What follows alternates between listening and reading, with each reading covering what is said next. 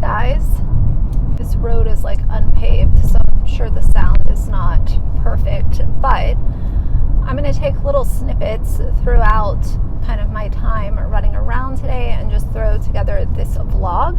Right now I am leaving from buying some flowers because I'm actually going to my grandmother's gravesite, and I'm going to clean her headstone and put down some flowers. It's a beautiful day. It's actually very hot today. It says it's 90 degrees and it's a little humid, so I figured today would be a good day to get out there. It is sort of later in the afternoon, and the way that the sun sets at the cemetery, it'll be good timing because I won't be cleaning a scalding hot headstone, which is good.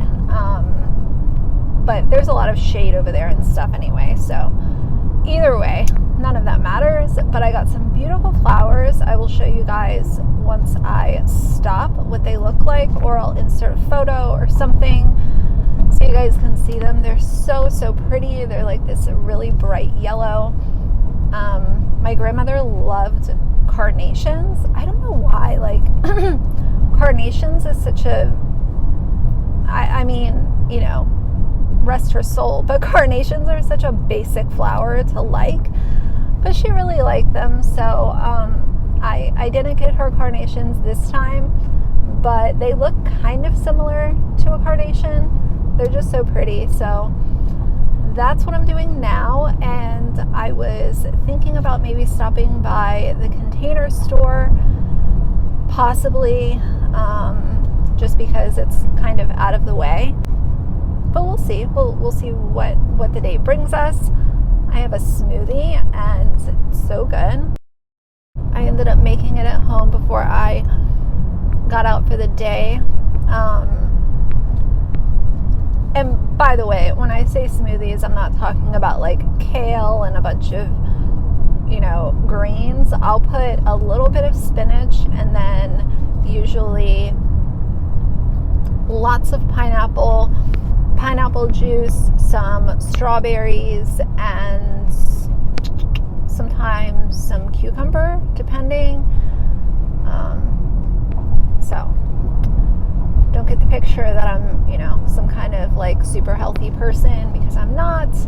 We all know this, and it is what it is. But so when I get home later, I'm gonna film a video about Dad Challenge podcast and his coverage of Kyra. He's alleging that Kyra is a serial cheater, she's a psychopath, and she's some kind of manipulative monster because she is a cheater. And I have some thoughts about that. You know, this whole thing, at a certain point, I kind of step back and just observe.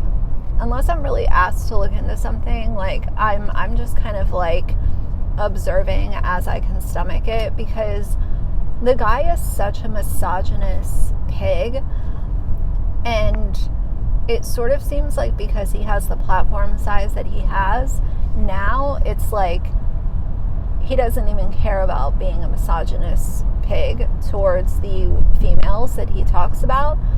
And don't get me wrong, I am never here to stand up for cheaters. I've been cheated on, and it sucks. Like, it is so painful to go through that, and the toll that it takes on your mental health and a lot of times your physical health. It's just so painful. So I'm never going to excuse someone who's in a committed relationship that cheats on their partner. Like, I just have a zero tolerance for it. And at the same time, I can also say that just because you have an affair or you cheat, that also doesn't make you some kind of like absolute devil who should not have full custody of your children. It doesn't mean that you should, you know, lose everything that you have and become homeless. Like, those two just, there's a way to discuss someone having an affair or stepping out, and also recognize that that doesn't automatically make them someone who's going through a hoe phase, or makes them a slut, or makes them a really bad person because they have, they have sex. Like, to me, what he does a lot of times is the purity culture part of his upbringing really sneaks through, and is seen a lot of times when he's talking about anything to do with sex, relationships, sex drive, what people do behind closed doors. And I've also noticed that he will sit there and say, oh, I know that people say that I'm slut shaming, but this is why I'm not slut shaming. But then he goes on to slut shame. So it's all just hypocrisy wrapped up in, a shit brown package, and delivered to the people that want to receive the gift of his commentary. But I think that the guy has gotten substantially worse over time, and it's been exhibited throughout the last several months. And I still don't understand why his coverage of Kyra and this affair that allegedly has happened has anything to do with family vlogging. To me, that kind of seems like the same thing with the Maya Knight baby daddy situation. You're stepping into a territory that is gossip and tea and drama, and it goes against what you say your message is. Why are we talking and so heavily focused on something that we don't even know is true? He says that he has a source. He stomps up and down and wants to make sure everyone knows that he broke the story first. And it's all just allegations from a source that he says he trusts. Well, we also have to go back to the Cleo Smith situation. He also said that he had a source regarding Cleo Smith, and there was going to be all kinds of information that came forth with Cleo Smith, and then he claimed that he was catfished, so people would feel bad for him. Part of having a commentary channel is having a massive responsibility to trust your source. Now, I was sent, some of you guys might remember, I was sent a clip last summer. It was actually almost a year ago, and it was a clip that was taken out of context. It was sent to me, and it was a topic that I was really passionate and still am passionate about. I made the mistake of reacting to that clip at face value instead of looking into a little bit more and doing research, and that was one of the biggest learning moments that I had during my time on YouTube. And it was a lesson, and I took it and absorbed it and did proper things afterwards to, acknowledge that it was taken out of context and that was my bad. But with him, it seems like it's like a repeated issue of someone sending something, he jumps on his channel, rants and raves about it, and the source either sent incorrect info, or he received the info and didn't do proper research, or the source is sending something that just has no value. Why, if you're standing on the message of protecting kids, then why would you be dragging Kyra's kids? Kyra's kids are going to see the content that Dad Challenge Podcast has done, where he's dragging their mother. He's dragging their mother based off of claims that he was sent in a DM, and he is using it as a moment to slut shame and call her this like psychotic, manipulative dirtbag shit. Like he was name calling and all kinds of things. And that's the problem that a lot of people have. if you're here to protect the kids, then why are you doing this kind of shit? Why? They're building like all of these, I'm sure you guys have it where you are too, just like all of these super luxe apartment buildings where it literally looks like a 5-star hotel, but it's an apartment and the rent is like $5,000 a month. It's so crazy. And the really wild thing is, like, you come outside of your apartment building and you don't even have grass or, you know, like a park or anything. It's just like a concrete jungle, because everything is shopping centers, office buildings. I mean, I always think of things from like the stance of a dog owner, but it's just really wild to me. Like, if I was going to be paying $5,000 a month and wanted to live in an apartment, I would at least want to be able to come outside and have a park or some kind of field where my dog could run around. I don't know. But it does seem like that's just the direction that things are moving. But anyway, guys, I'm going to take care of what I need to do at the cemetery, and I will see you in just a minute.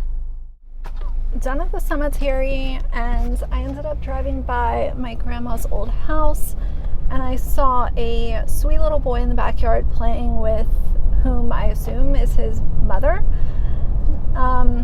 It got me real emotional, so it just I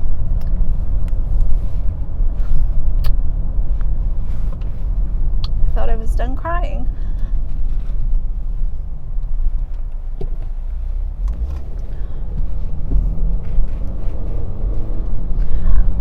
I spent a lot of time at that house growing up, so to see it come full circle is kind of cool, you know?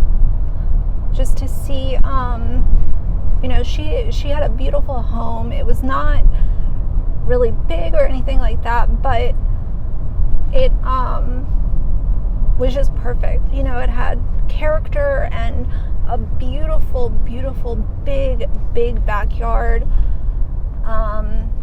And it was just cool to see another child spending part of their childhood there. So,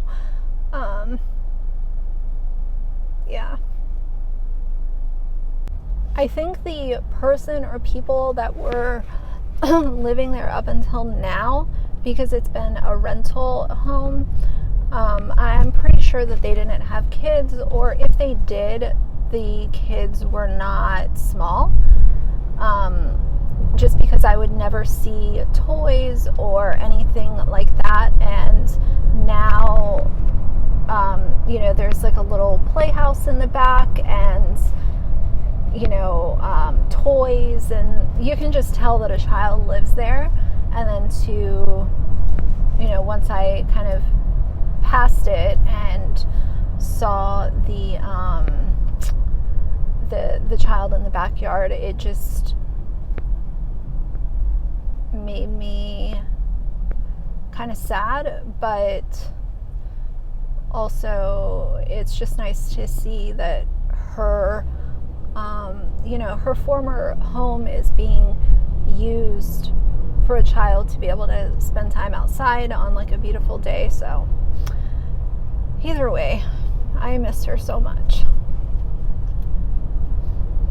I was going to go by the Container Store, but I don't think I'm going to do that. The thing that I need is, it's really silly. It can wait. It's one of those gear ties. I use them for all kinds of stuff, and I need to get another package of them, but I'm not worried about that today. I actually want to get home and get some filming done and do some stuff around the house. And if I go to Container Store, then I'm gonna go to Target, and then I'll end up at Sephora, and it'll just eat up my afternoon. So we're just gonna go home. I also need to get Axel some of his food topper. He still has enough for a few days, so I'll probably end up getting that this week, one day after work, because I drive by every evening. I drive by a store that sells his food topper, so I don't need to do that today. But yeah, it is hot outside. I was at the cemetery for probably like an hour. By the time I was done, I was ready to sit in the air conditioning. But either way, I will be interested to see what you guys have to say about this Kyra and all this situation. Again, I will have a separate video coming, but sometimes in these videos, I know like car chats are sometimes videos that just like my core audience watches, just based off views. So sometimes I like to mention stuff like that to you guys and get a gauge for how everyone's feeling about it, but I will be interested. It just kind of feels like with Dad Challenge podcast, if you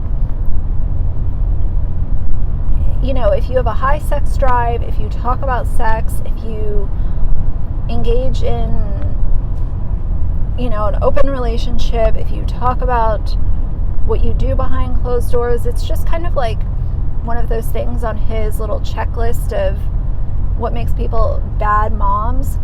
If any of those things to do with sex are in your personality, then you're categorized as someone that he can shame and drag, and it's very, very weird.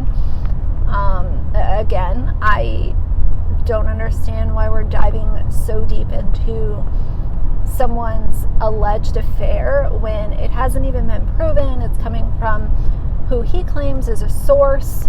That's a whole nother conversation. That'll be in the other video, but it is very I don't know. I feel like he lives in bizarro world over there on his channel.